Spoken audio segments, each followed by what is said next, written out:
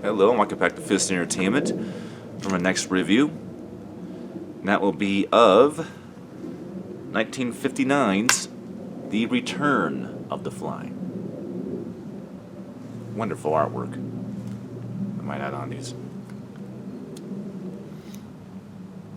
Alright, The Return of the Fly, which is the direct sequel to 1958's The Fly, although it does take place a lot more than 1 year later. Takes place about 10 years later. Alright, plot synopsis. Brace yourself for the chilling sequel to the horror classic The Fly. Despite warnings from his uncle, Francis, again played by Vincent Price, the young scientist Philip Delabore, I think is how you spell it, played by Brent Helsley, is determined to reattempt his late father's teleportation experiments with the help of his assistant scientist, Ronald, played by David David Frankham. But Ronald schemes against Philip and turns him into the same horrifying man-fly creature that his father had become, buzzing wildly toward the same disastrous fate. Well, like I said, I'm not spoiling films anymore, but this has a more pleasant ending, I will say.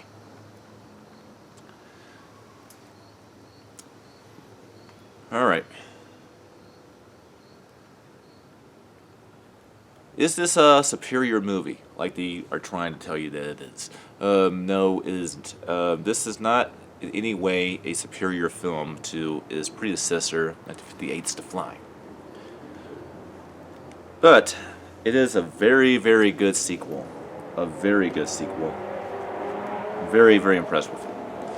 I do have a few flaws with this movie. Now, the first flaw of this movie is this. While The Fly from 1958 was in color, the sequel, The Return of the Fly, from 1959, is in black and white.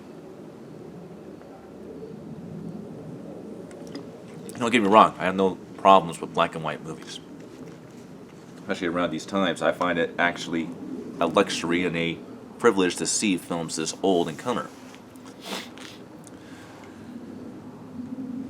And it feels to me like they had less money on this movie than the first film. Somehow this looks cheaper than the first movie. Although it might have been more expensive to make this one. Right, well, quality. Again, in CinemaScope, widescreen format of 2.35.1, which is what makes it so weird that it's in black and white and not in color. It has DTS HD Master Audio technology for a mono track and a stereo track, but what it really means, and I remember this, what it really means is that the mono track they give you is more stereo driven than mono driven, so they can put both on here because of that. The film is 80 minutes long. Now, interesting story, because I did watch film materials on these here discs. Vincent Price had a big, major problem with the film being in black and white. He just thought it was just unnecessary and just plain bizarre to film a movie in 2.35 by 1 CinemaScope widescreen format in black and white. I agree. Now, is the film a good sequel, and is it a fun watch? Yeah, it is. And I do like the fact that you actually have a human villain in the movie, and it's not just left out the circumstance, but there's actually a villain in the film that deliberately causes this shit to happen. I thought that was pretty good, nice touch on the film.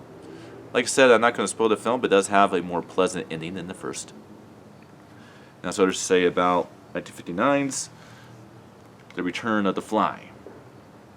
or just Return of the Fly. I think it's just called Return of the Fly. And I'll see you guys next time for next review. Until then.